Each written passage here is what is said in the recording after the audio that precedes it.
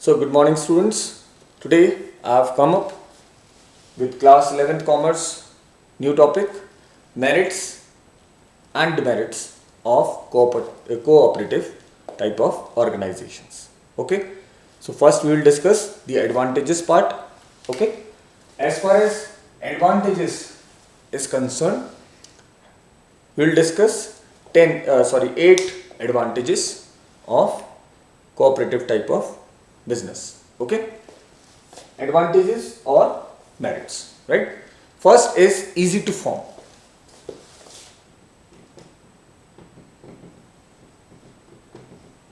So as far as cooperative organization or society is concerned, the formation of cooperative society is a very simple process. Okay. Why? Because only 10 adult members have common interest. Okay, having a common interest are required to form it. The registration procedure for cooperative organization is very simple and does not involve any legal formalities. Okay, a prescribed format is there with the registrar, available with the registrar of the firms. Okay, they will have to fill it, they will have to give consent in writing that they want to contribute some amount for a common cause, okay, of business, and then they can immediately get the registration done. Okay, so it is very simple process and does not require any legal formalities. Okay, then second thing is liability part. Okay, as far as liability of the members is concerned, it is cooperative society comes with limited liability clause. Okay, that means the liability of members of cooperative organization is limited to the extent of their capital contribution in the organization. Okay, at the time of losses, the creditors cannot claim over the personal property of cooperative society's members. Right? So their liability is limited to the extent of their capital contribution in the organization, that is cooperative society. Okay?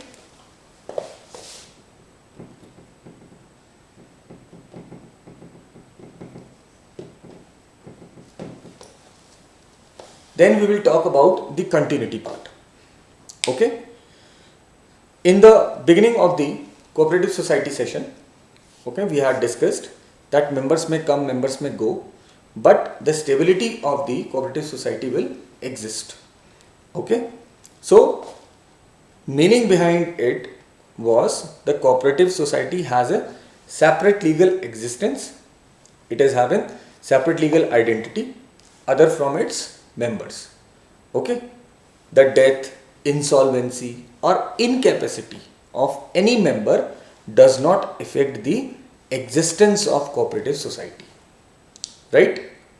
At the same time, the cooperative society type of organization has a stable and continuous life exist for a long period of time, right?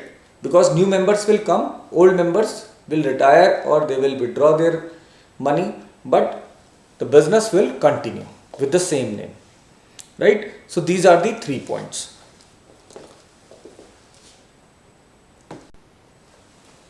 Okay, then fourth is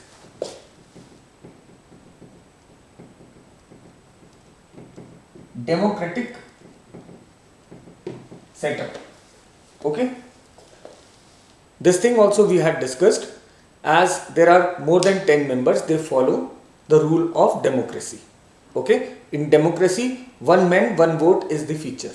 Okay, likewise, the cooperative societies work with the democratic system. They are based on the principle of one man, one vote. All the members have equal rights and equal chance to participate in the management, irrespective of their capital contributed or the capital contribution made by them. Okay, right?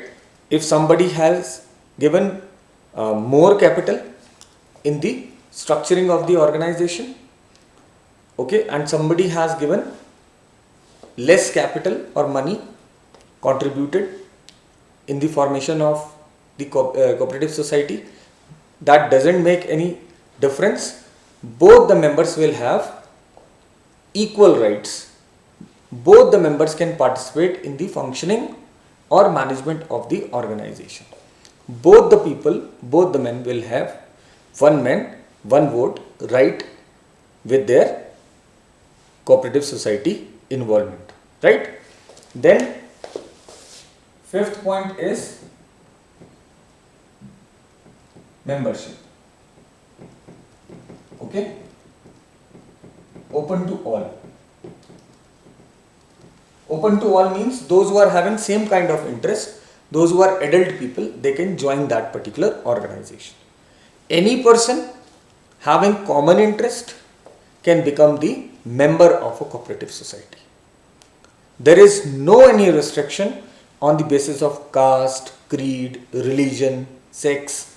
Okay, so the person can join and leave the cooperative organization whenever they desire so, right? Sixth point is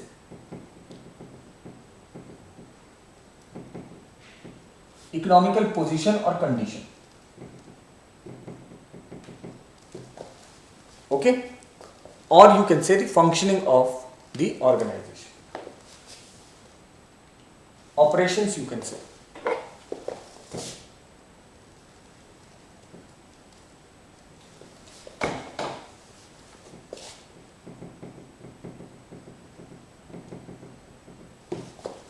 Economical in the sense that have quite quite less prices. Okay, so the operation of a cooperative organization is quite economical, as most of the activities are performed by the members themselves. Okay, and while purchasing goods or raw material, middlemen are eliminated, so they can get the raw material and goods at lower cost, right? The cooperative organization do not maintain large stocks. Okay, maintaining large stocks will cost more, so due to cash trading there are no bad debts. That means nobody can leave without payment. Okay, no any customer defaulter.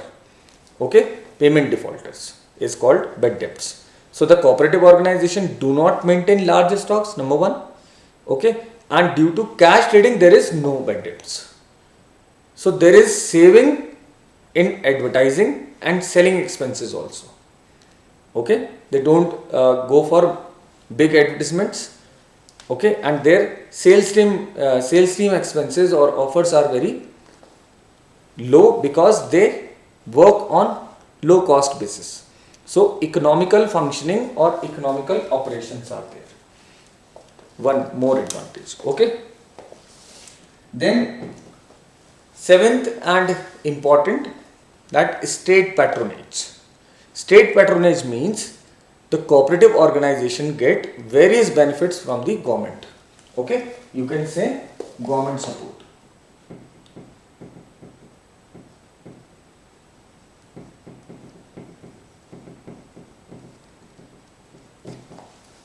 Why they get government support? Because they work on democratic principle. They work on the democratic style of working. One man, one vote. So the cooperative organization get various benefits from the government. Government provides various concessions, rebate in taxes, etc. Okay. These organizations get raw material, etc. at subsidized rates. Okay. Government offers loans at lower rate of interest and on easy terms and condition to the cooperative organization. Because of this reason, because they are having democratic setup, they work on democratic style of working. Okay, at the same time it is useful for the society also. You can say social utility, right? They are having utility or purpose for society also. So the cooperative organizations promote social justice, equality, okay, because they work on this principle that the membership is open for all, okay. They never go for the caste, creed and religion differences, okay. So the cooperative organization promote social justice, mutual cooperation, okay. They promote self-help, moral values among the members. These organizations also help to prevent concentration of economic power in few hands, okay. They promote equality in the society, right. So these are some of the benefits or advantages, merits of cooperative organizations, right. I hope I am clear on it, okay. Please note down all these things.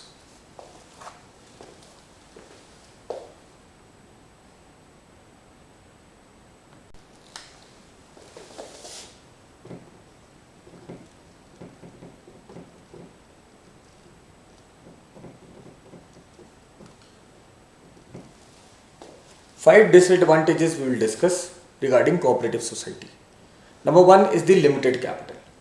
Okay, higher than the sole proprietorship, partnership, or joint Hindu family, but very low or lower than the joint stock company. Okay, so the cooperative organization is formed by the people who have limited resources and there is no compulsion to contribute some minimum amount of capital to become a member. So there is no any minimum capital subscription criteria, okay. Anybody can be a member with any number of capital or any amount of capital. The principle of one man one vote also discourages people to invest more, okay, because if they will invest more, even then they will be having the same right in the management, one man one vote. And if they will give more money or less money, that doesn't matter, doesn't make any difference. So the principle of one man one vote also discourages people to invest more. So cooperative organization always face a shortage of capital due to low rate of return, okay, because whatever you will contribute, that will be distributed among everyone as equal as per their capital contribution, okay. Second and very important thing for a large organization where lot many people, lot many resources are involved is inefficient management.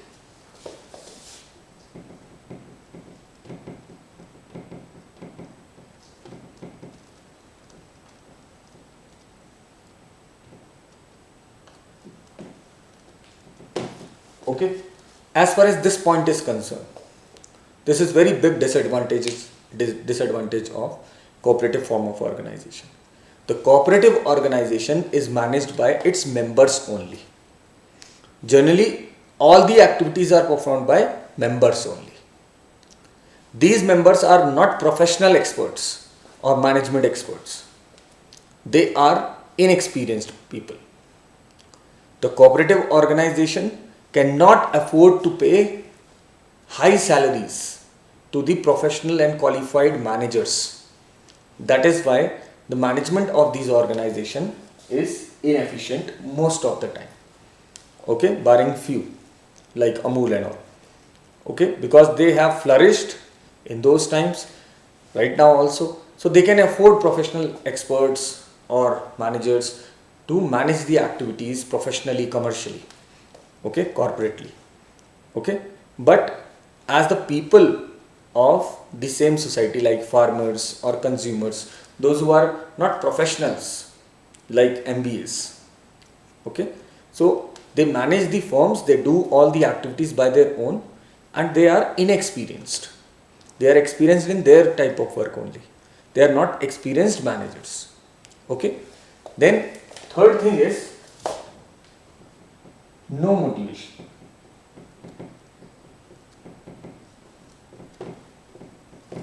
Right? No motivation in this regard that in cooperative organization there is no direct link between the efforts and reward. More efforts doesn't mean more reward. Hence, members are not interested to put their best efforts. There is no incentive for working efficiently. There is no restriction on working. Okay? It is just a voluntary contribution of efforts by the members. If they wish to contribute something as efforts, they can do. Otherwise, they can just give resources to the organization and can enjoy the profit if any. Okay, so in cooperative organization there is no direct link between the efforts and the rewards. Okay, so members are not inclined, that is why members are not inclined or interested to put their best efforts. Okay, there is no incentive for working efficiently. Okay, and fourth point, where the people are more, there are lot many chances of conflict, misunderstanding, disputes. Okay, so conflict among the members. Conflict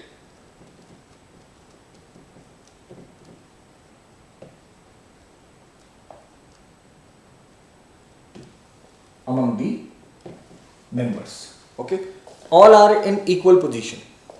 Okay, all people are having different opinions on a single matter. This is very obvious, natural.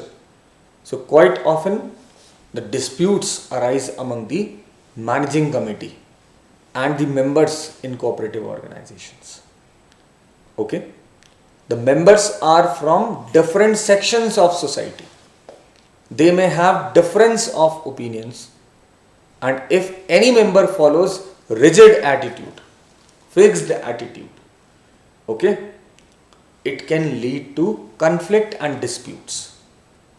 Okay, clashes will be there. Okay, emotional and decision making clashes, opinion making clashes. Fine. So generally the selfish motive of members, it starts dominating and they forget the service motive. Okay, cooperative society is formed to give services to the members of the cooperative society. But if somebody is having their own benefits, thinking about selfish motives, okay, so that person will dominate other people, try to dominate other people, and that can be a cause for conflict, disputes among the members.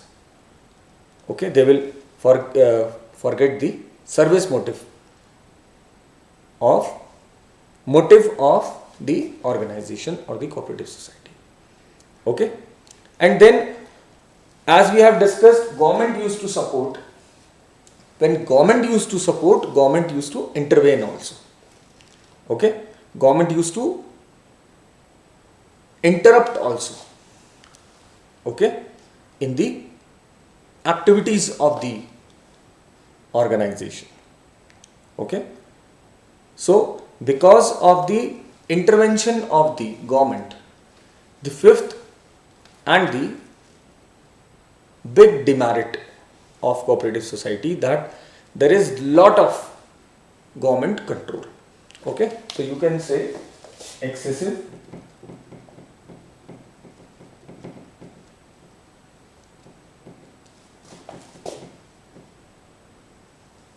government control, right? As cooperative organizations get various concessions, benefits, tax rebates, okay, low interest loans, okay, from the government. So in return, government regulations and control by the government intervene.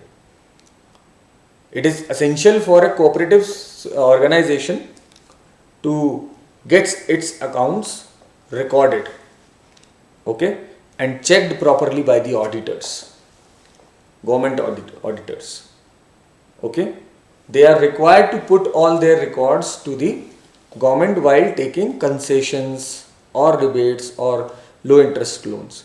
So in this way government interfere in their activities. So this is one of the biggest disadvantage of cooperative society. Okay, the freedom used to be corrupt. Okay, so these are the 5 disadvantages or demerits of cooperative organization. Okay, 1, limited capital, then inefficient management, no motivation, conflict among members, excessive government control. Okay, limited capital in comparison to other. Okay, they belong to a particular society, there is no any restriction on minimum subscription. Okay, membership is open for all irrespective of their capital contribution. Inefficient management because they are not professional experts, and at the same time they cannot afford to have professional and qualified people because their budget or the capital is very limited.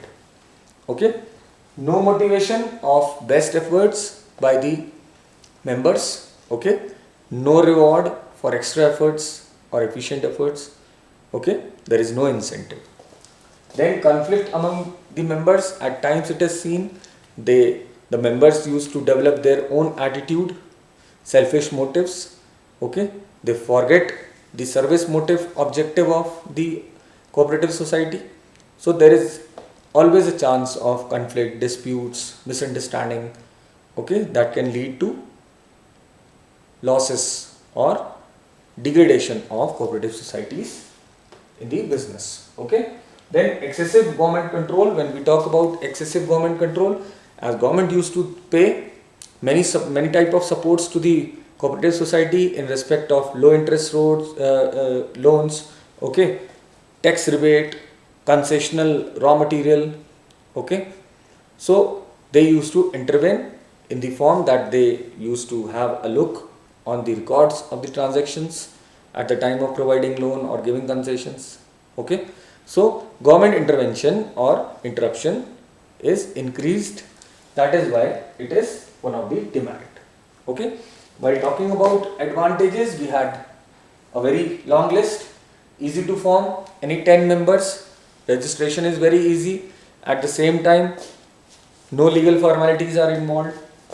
Limited liability, every member is having limited liability up to the capital contribution in the business. Okay, there is no excess on their own property at the time when the assets of the firm is short. Okay, then continuity of the business, new members will come, old members will retire or will leave the organization, but the existence of the organization will continue because it is having separate legal identity or entity. Okay, at the same time, democratic setup. Okay, one man one vote, democratic system. Okay, everybody is equal, there is no difference on the basis of caste, creed, sex, religion, right? Then membership is open to all. Fine. Economical operation, that means as they purchase all the things on lower cost, elimination of middlemen provides economies of operations or economical operations, right? Then government support, government used to support these type of organization by providing tax rebates, concession on prices of raw material, easy availability of raw material, low rates, loans. Okay, so in this way government used to support. It used to support the society in the way that membership is open to all and they provide equal justice or social justice. Okay, they provide the equality among the people, okay, by giving them chance to be a businessman or cooperative society, right? So these are the advantages as well as disadvantages of cooperative society, right? I hope I make you understood. You have learnt a very basic criteria behind the cooperative society. I hope you understood all these things. Okay, so revise all these things. We will be having a revision session also. Fine. We will discuss the questions and their answers. We will discuss the previous parts and topics of the lessons, previous lessons, as well as the topics. Okay. Till then, take care. Goodbye. And keep learning, keep revising. Thank you very much.